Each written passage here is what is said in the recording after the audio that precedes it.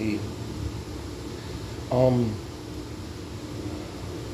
well, I don't really watch a lot of things. Kind of picky, and well, a lot of people might have saw when I posted that violinist girl. Well, I subscribed to her site, and then she usually would just sit in LA and kind of do her violin, and but then suddenly she did a skit with some other girl, and so anyways, I went and looked at that girl's site, and then she's this really pretty blonde girl, and she basically immediately went into these like skits where these cameras were all over in her house and had some pretty good production value as far as switching sort of camera views. Um, and it was really interesting because I never heard of her or anything like that, but I guess she's someone out of Miami, and she keeps really busy. So, anyways, one of the first things that I noticed about her was she has really good facial composure. No matter what it is that she was doing, or no matter who's opposite of her saying their lines or how bad they were, she pretty much is just sort of mind on maybe her sort of end ambitious goal of being somebody only she knows about. So it's something very sort of impressive enough, and I couldn't really watch like more than like three of her skits because it was sort of getting a little bit weird and frustrating, and but she kind of did this reprisal role when I saw that she did a lot of self time, so she does around the city or around her apartment and stuff like that, where basically she renewed her sort of self value quickly, and she's got a lot of composure and is consistent. And well, I guess I just put her on my YouTube, on my TV.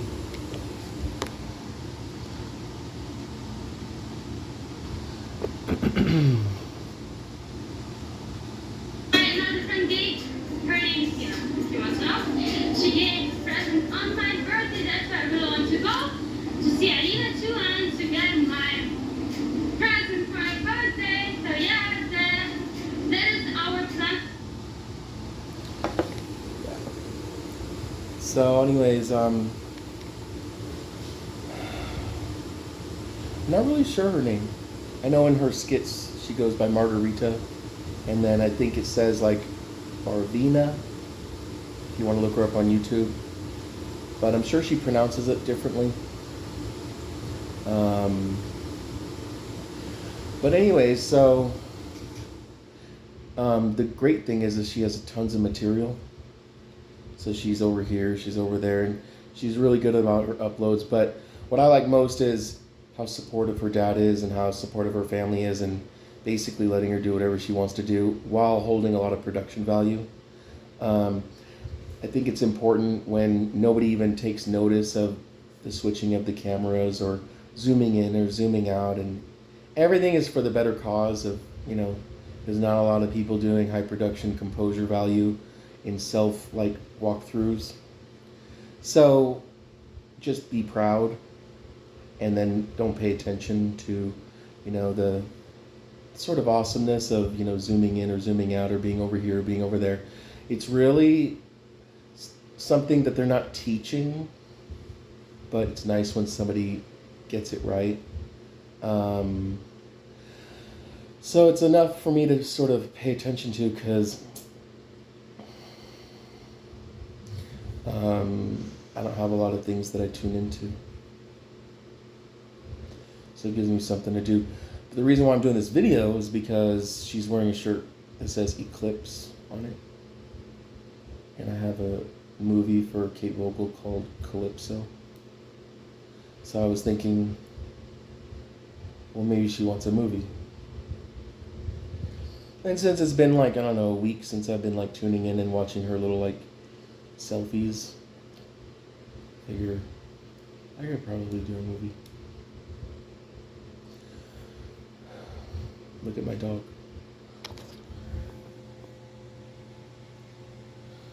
I just got her those toys. yesterday. She loves him. She cuddles with him more than anything else.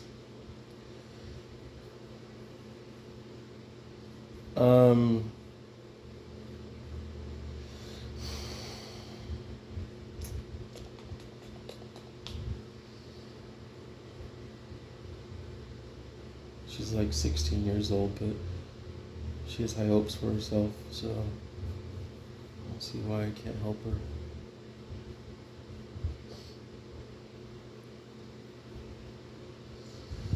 Okay, so I don't know what country she's from originally, but she tries really hard. She's trying to learn the English language and fit in. So I'm sure there's a lot of photographers and videographers in Miami that maybe can read this or hear this and then just sort of give her a shout out. A lot of my stuff seems to matriculate sometimes years later. Remember that scene in Red Notice where Ryan Reynolds hits the glass with his elbow? He goes, ow! That's mine. From my comic stand-up that I did. Little things here and there. It was funny too. I nailed it.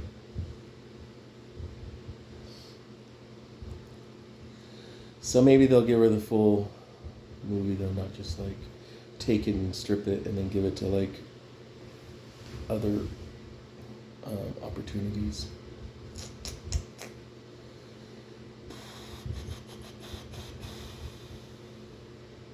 For anybody that doesn't know about me writing, I have a marketing genius ghost inside of me. And it's always there. It's sort of an attached ghost. So powerful, it's my only ghost that walked in me when he introduced himself by making my mouth say out loud, I am a marketing genius. And that's what I said out loud, and I didn't do it. My mouth did it by itself. So I can only assume he's attached. Every other ghost just sort of wanders in and wanders out, but this one just sticks around. So I can pretty much just knock on his office door, give him the name, and then sort of where he lives, the world is full of creativity, and everybody has their own assigned different levels of creativity. Like if I wanted a commercial for her doing a perfume, he has one of those. If I wanted her to do a music video, I would need to hear the music, but I could do those. Or if I need to write the music and let her sing them, I could do those. But in this case, there's always what's called a palm read. Everyone has one. Doesn't matter who you are. And you basically, if you're listening to it, you see things in it that are definitely your movie, your palm read. And only you know that it's yours because you're listening. It's like, you couldn't have known that. It's fragments of your personal life that I didn't see on your show. This is where palm reading was supposed to go. Movie making. I just don't like doing it.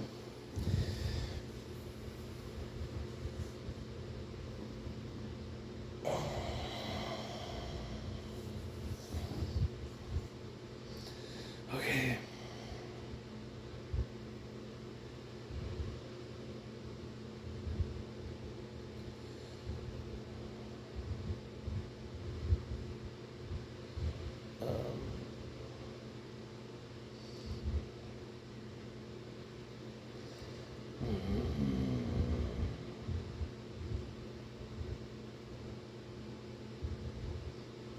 She has a lot of skits.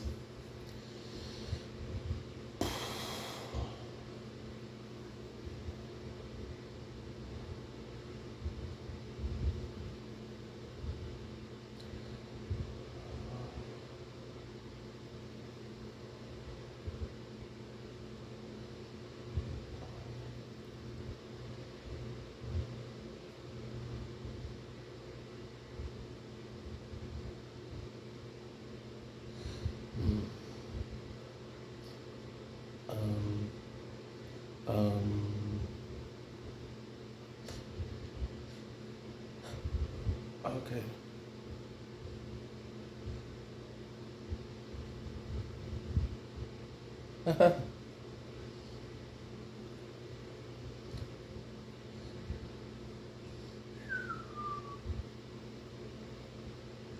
um,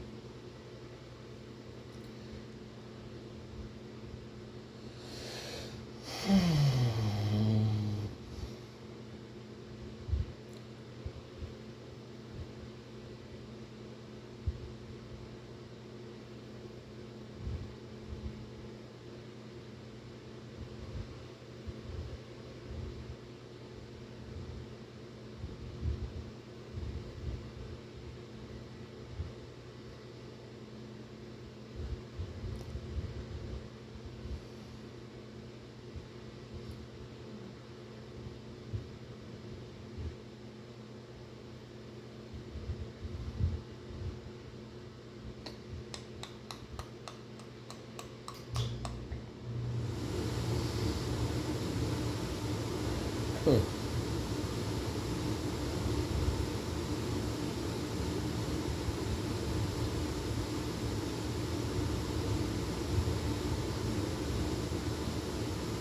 It's weird.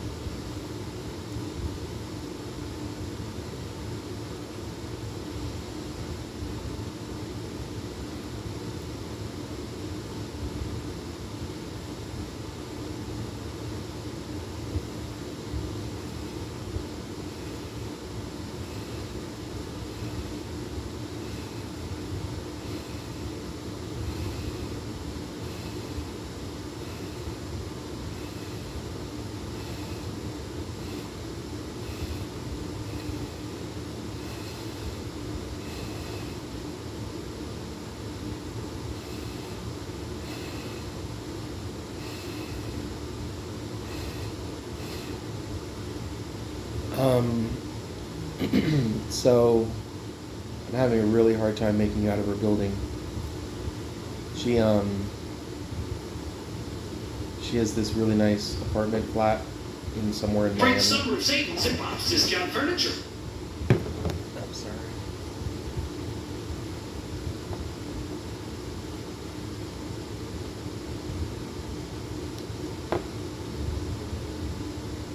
And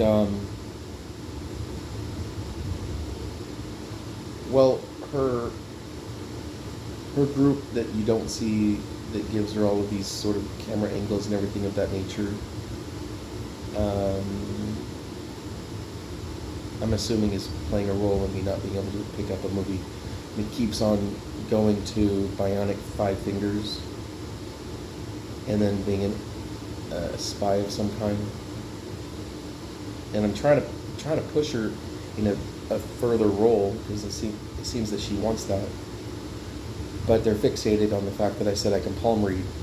So whoever's blocking me basically has her exactly where they want her, and they're just looking at me saying palm read and movie, and I'm just cycling over and over and over how I can use her hand with just the five fingers are detachable in some way. It's not paying itself forward.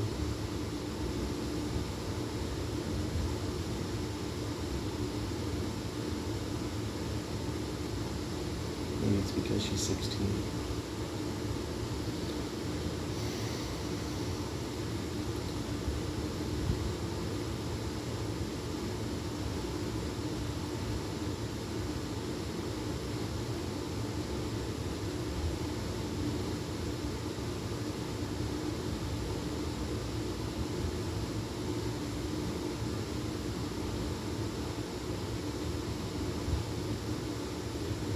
It's almost like maybe they're not mad, they're just, when you talk about your gift and then you already have verbicated, it's the whole crying up at me talking about her. Nothing. Come on.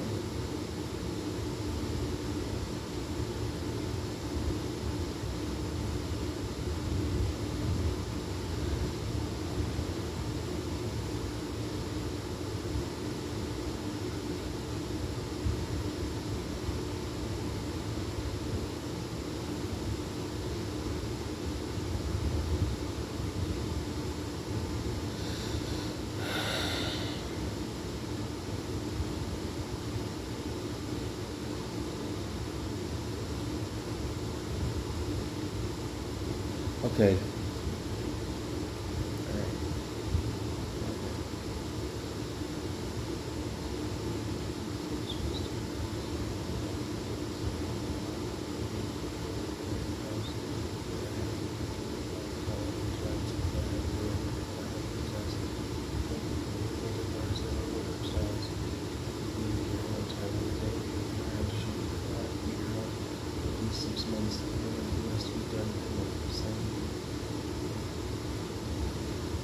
Sorry.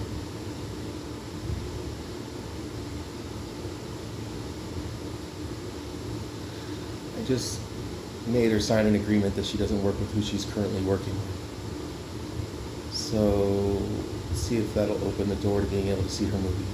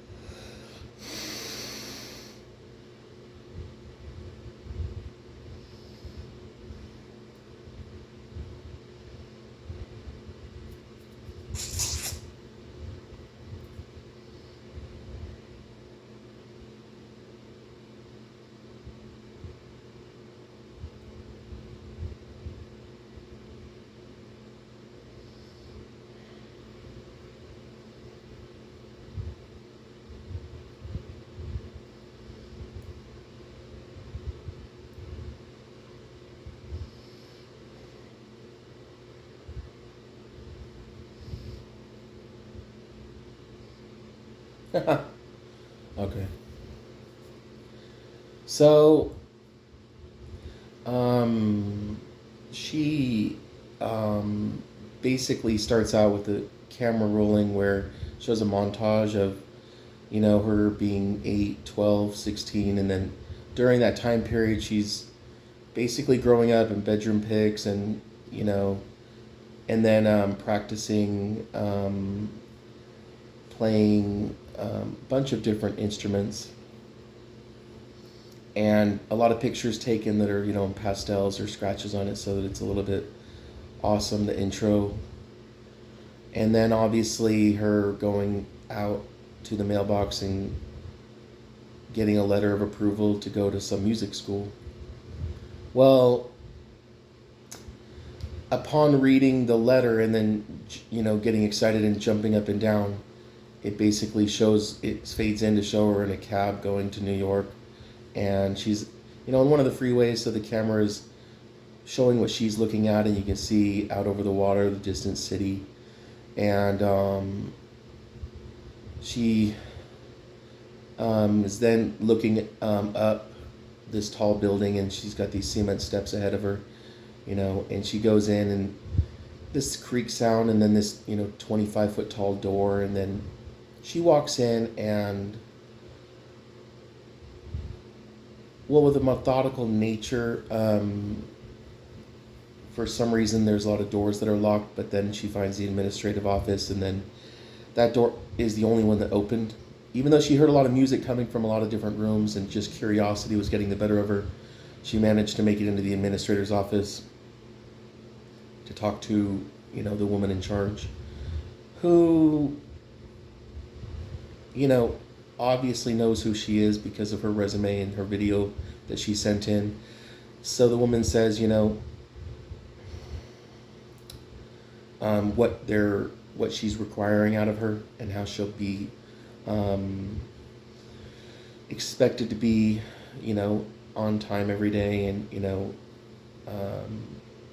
well dressed and everything along those lines. And then she finds herself with just a lot of boxes that are sitting in her, living room area with just a hardwood floor because the movers have already moved everything.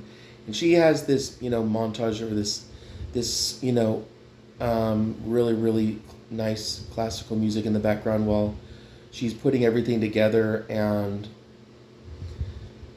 talking in her accent to different people, who then come over and make that apartment look even better. And then she rolls out this really, really nice rug with a nice, sweet gesture from her dad. And then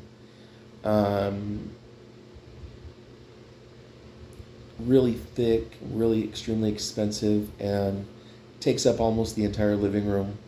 And then the movers just basically, set everything down.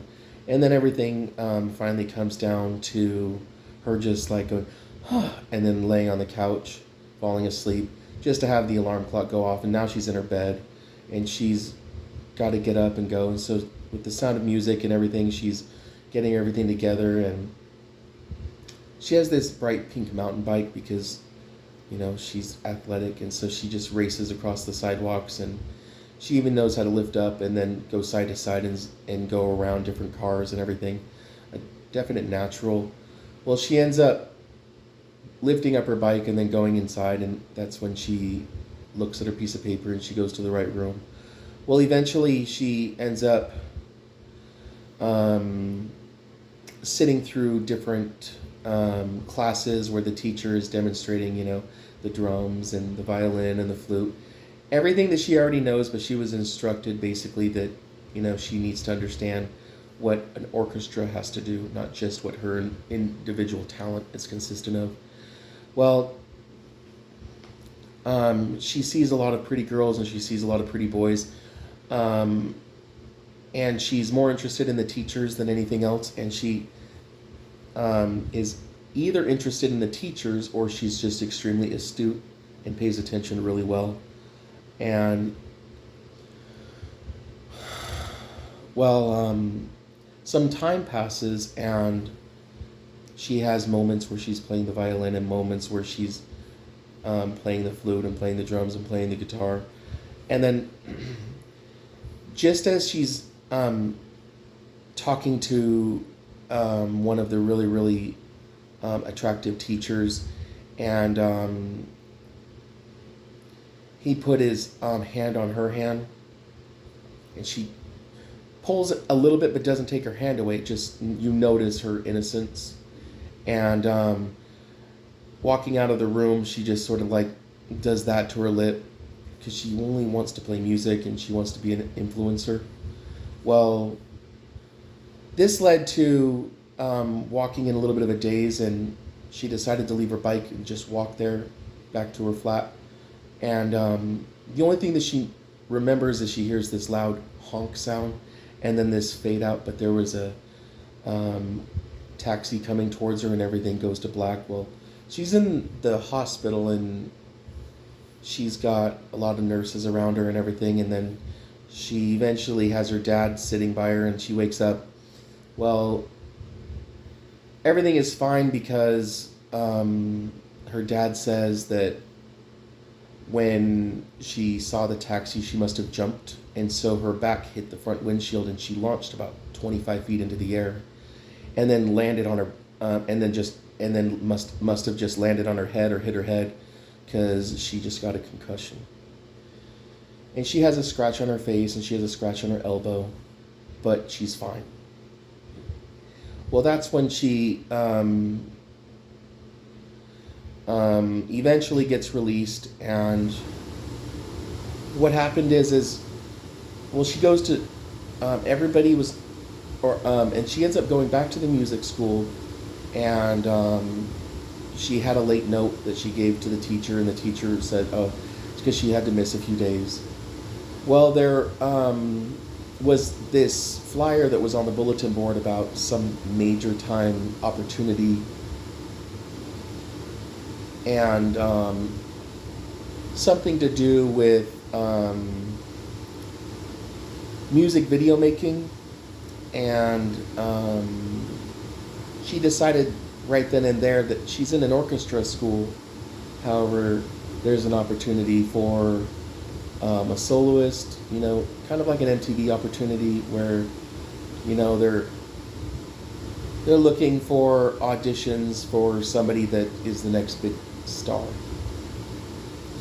But she tells herself when she's walking and talking in her accent back at her apartment, but I am a nobody, but nobody knows me here. But if I am going to be somebody, then I must have these credentials that I do not have. And they want a video of her, and they want to know why she thinks that she should be a celebrity, or why she thinks that she should be someone that the kids should all look up to.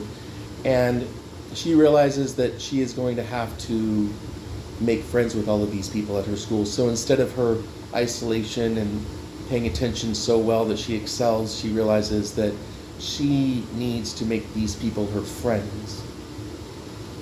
And while in class, she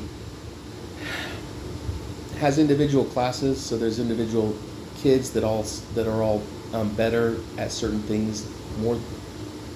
They're better at certain instruments more than they are at other instruments, but she's looking at them and classifying them while they're sitting there, and she's saying to herself in her mind, like, this person would be great at this instrument. Why is he in here? So the next time that she's in this class with this boy that is better at the drums than he would ever be at bass guitar, that's when he she says, she writes a note, she goes, I must speak with you after class. And he says, oh, okay. So the whole class is gone, and she's allowed to be in this room just with him and just this boy, and the drum set is at the front of the room. Well, she starts talking with him, and he's never heard her talk before, so it's obvious in his expression. And then she says, like, so I have this opportunity where I am wanting, and she shows the flyer, and he goes, oh, however, I am meeting these friends, and I have to have this great solo with some friends about being in a band, and I have to look incredible, but it won't work. You play the bass guitar, and it won't work. It is bigger than you are. You must play these drums. And he goes, I can play the drums. And she goes, and then that's when she says, like, well, you must sit down and you must practice. So when he does, there's this moment where, like, she, like, has this winding sound, like like a cassette tape inside a radio that it gets eaten and it goes like, and in her eyes you can see some flashes of being on stage and being with the crowd and the audience and everything, where suddenly it pulls her inward and then everything gets sucked and she shrinks really, really, really small. And next thing you know, she's flying over into these clouds. And there's this golden palace in the distance on a cloud with just like grass valleys and rivers down below. She's got these fairy wings, and so she just obviously is going to go where there's floating palaces. Next thing you know, she's in this awesome, really tall and godly place where there's these, gods and goddesses and sounds of instruments in the distance and big, huge, thunderous halls. And she finally finds the room where there's 12 men and women alike, all in white, and they're all standing there and they're all waiting patiently, and she becomes full form, and then they say to her, they call her by name, and then they say like, you have a big responsibility on your hands. And she goes, yes, I know. I do know what to do. And then they go, well, and then they have all these clouds start to drift by slowly, and there's all these like almost see-through instruments of all the things, and she goes, and they go, next time you're near somebody when they're going to play, just do this with all of your fingers, and it'll access pausing time, and then you will go and shrink and go inside the instrument. And I need for you to raise your left hand, and she holds it like this, and then all of the floating instruments come back, but they're all in a row, and they all have and then they all become a circle coin with just sort of a decal of the actual instrument, and then they all shrink, and then they all turn, and then they all become invisible, and then or more see-through, and then they shrink, and then they hover, spinning around on top of her hand, and then they all go together, and then they drop into her palm. And they go, one of the women says, when you're near an instrument, turn into your fairy self, go inside the instrument, and once inside, I need you to pick, that's not what I was going to say. That's not what I was going to say. All of the 10 people that were standing there, or something like that, what was it, 12? But anyways, the people that are in the line, they all have a coin above their heads, and they all go towards her, and then they all shrink, and then they all spin, and then they all do that, and then they all lower into her palm. So what happens is they say, when you're inside the instrument,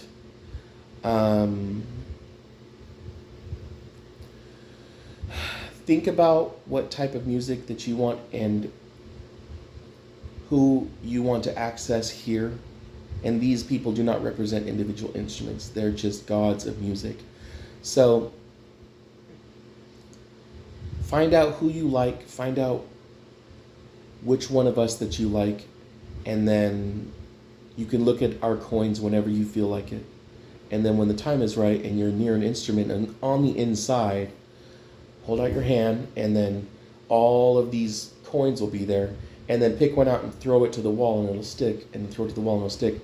And then you'll make an enchantment to the instrument, and the boy will be bonded to the enchantment. It'll be a new gift, but only you know the type of music that you're going to try and use to impress the people that you're trying to win this opportunity from. So make sure you choose wisely. She goes, oh.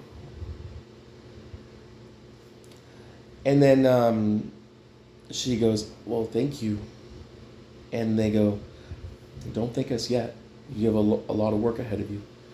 So a lot of smoke starts to fill the room and fog, and then she's like, what's happening? And then she faints, and then she wakes up in her bed. Well, no, she faints, and then a lot of smoke, and then when it clears, she's back into this room where this kid is at. So he's like sitting there all paused, and then she, well, that's not how it goes. So when the road, or no, what after they say, well, don't think us yet. There's a lot of work ahead of you. They said just walk down that hallway, and you'll get an idea before you leave about what each of the gods can do. So she starts walking down this golden hallway, and there's these tall archways of doors that go into this room, but there's a screen at the back of each room, and she looks to her left, and she can see one of the gods, younger and in a human body, and then with a lot of fans around, and the type of music that they're playing, and then she keeps walking, and she can see the coin above each one of the rooms, and she's got her favorites, and then she has an idea about what type of music that they play. And some of the rooms have them also in three different things, or floating images of different stuff. So basically she gets an idea about their style. It's not about that they play an instrument. It's about their style, their form of expression. So next thing you know, she has an idea about what all of her coins can do. So she's then at the end, and then she sees that it's just a drop off, and so she drops off, and then she is nervous, but she just jumps off with just her arms outstretched, and then she watches her wings in slow motion appear behind her back, and then she shrinks down, and then she's buzzing around, and then eventually she suddenly is back in the room, and she's just this fairy, and the guy's frozen, and then she comes full size, and the wings are gone, and she's like this. And then she looks at the drums, and she puts her hand on them, and she's just like, so they want me to, and then she's shrunk, and then she basically gets so small she can walk on top of the metal, and then she's on the inside, and she's a little bit bigger, and then she's like lets things float, and she goes, and then she comes back out, and then she's standing there, and then the kid is still holding the whatever they're called, and then she just instinctively felt like that was what she wanted to do, and then it worked, and then he's awake, and then she just goes like, come on, I'm sure you're fantastic at the drums, and then he's like, and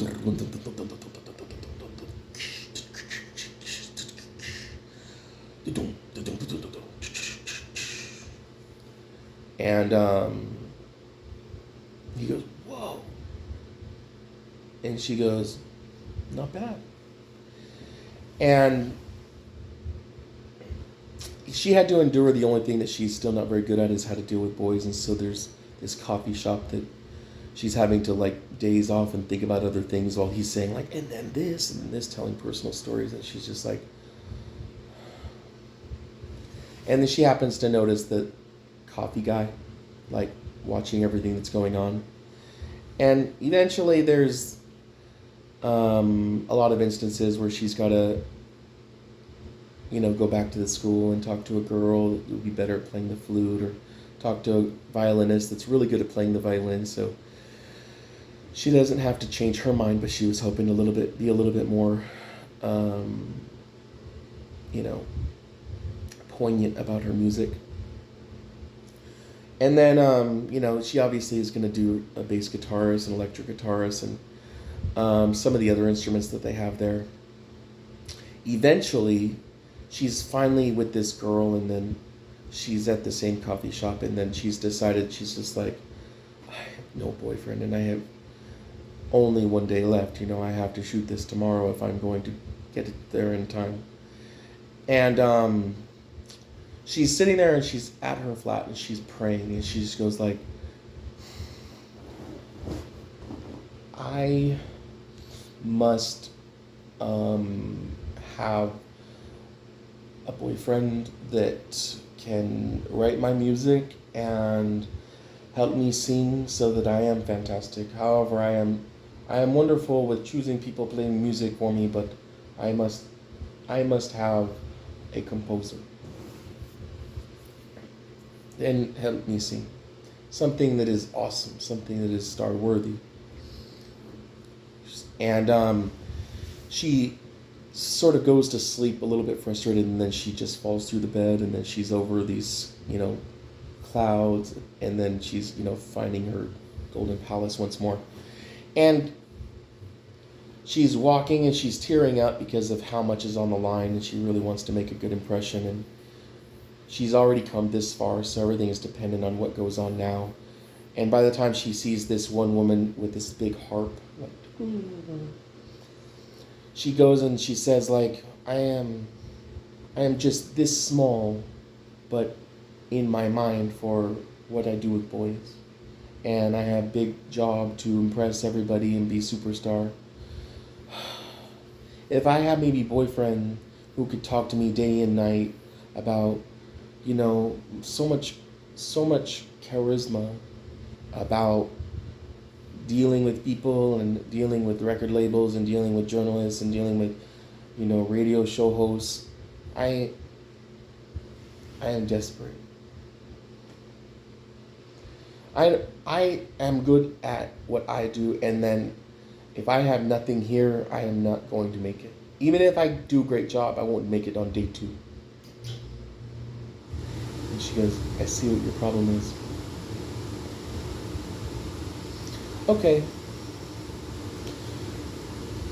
You see this? And she holds up a heart coin. And she goes, yes. You choose one boy, make him good, make him cute. Go in his ear and put this on the inside of his brain.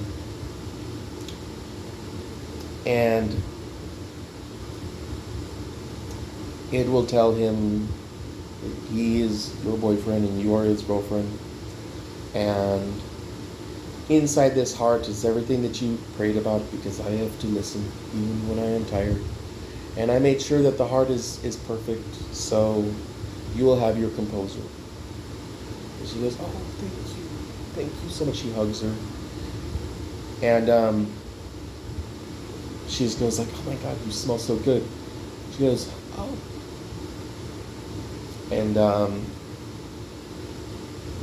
she stands up and she goes like,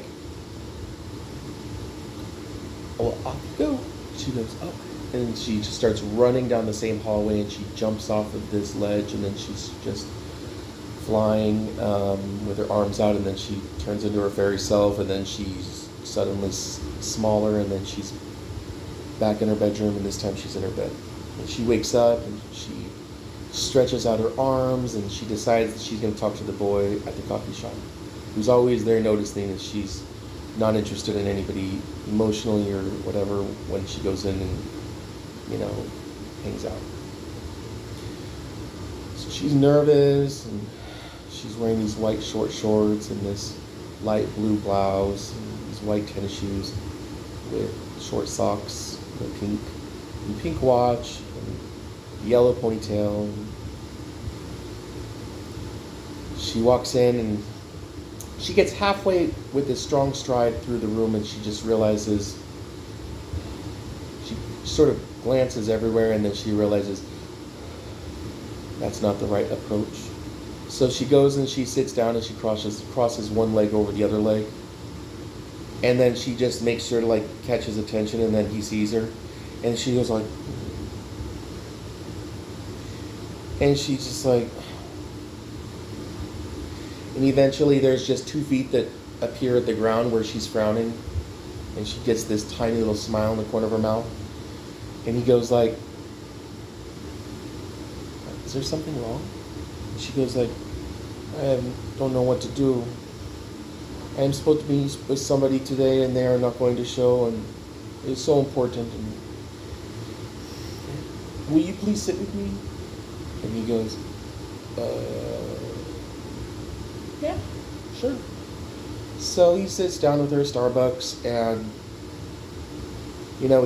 she finds out his name, and then asks him just a few basic questions, just out of things that were killing her for curiosity reasons alone, and then she decides to, and then she goes, And then once she's about this size and hovers, then while the camera's watching from the side, it shows him big and then her getting smaller and smaller and smaller, and then she walks onto the skin of his ear, and then she's just walking and then hovering, and then so she's sitting there hovering where there's these blood pulsing membranes and stuff, and then she just goes like, and then she just goes like, and there's this heart. And she takes it and she just goes, and she throws it at the brain, and then it just goes invisible, and then it makes the whole brain glow like this, and she gets this big smile, and then she's just like, she goes out, and then she's standing in front of the boy's face looking at his 2 eyes, and she's just like, you are going to be happy you met me. And then she backs up, and then she sits back, and then she goes over to the seat, and then she just, the wings tuck away, and then she has her leg crossed still, and then he's frozen, and so is everything else, and then she goes, and then he unfreezes, and then he's like, and he calls her by name, even though she never said his name. She never said her name.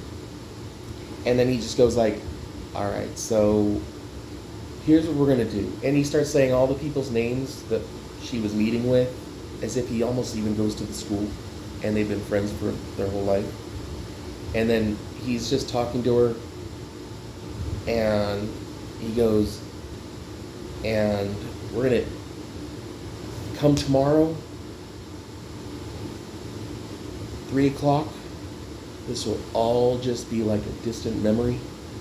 And then you're going to just have all these diamonds flash over your eyes. And then here's the thing. And she goes, what? Those diamonds are telling the truth. And she smiles. And he leans in and kisses her. And then just their lips part, and she's just wearing like this pink glaze over her lips. And she takes more of it than he does, and just shows in her expression like this exhale.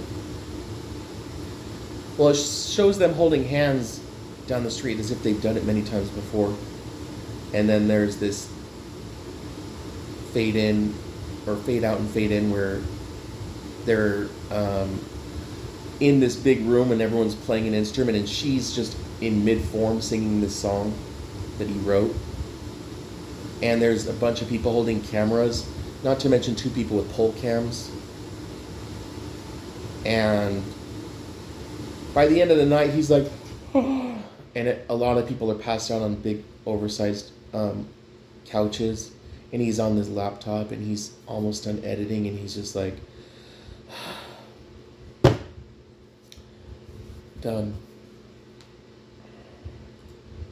And she's like waking up like,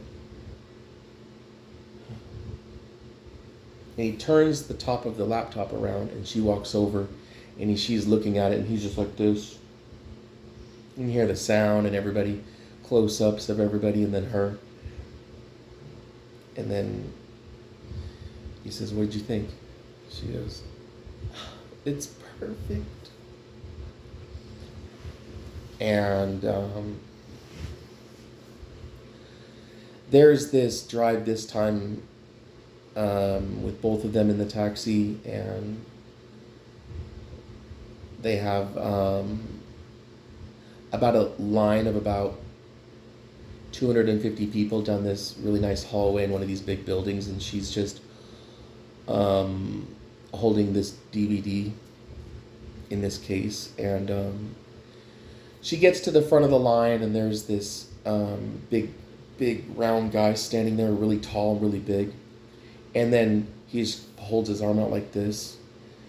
And when she goes inside, and there's 3 people sitting at the table, and she puts her disc on the table and smiles at them. And when she's walking away, they go, excuse me. And then she goes like this and does this hair flip. And then the guy goes, that's exactly what I was hoping for. and she smiled with this time showing teeth as she walks out of the room.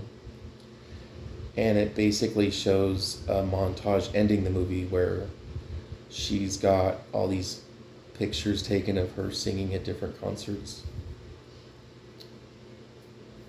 And all the happiness and all the smiles and hanging out with friends and her new boyfriend.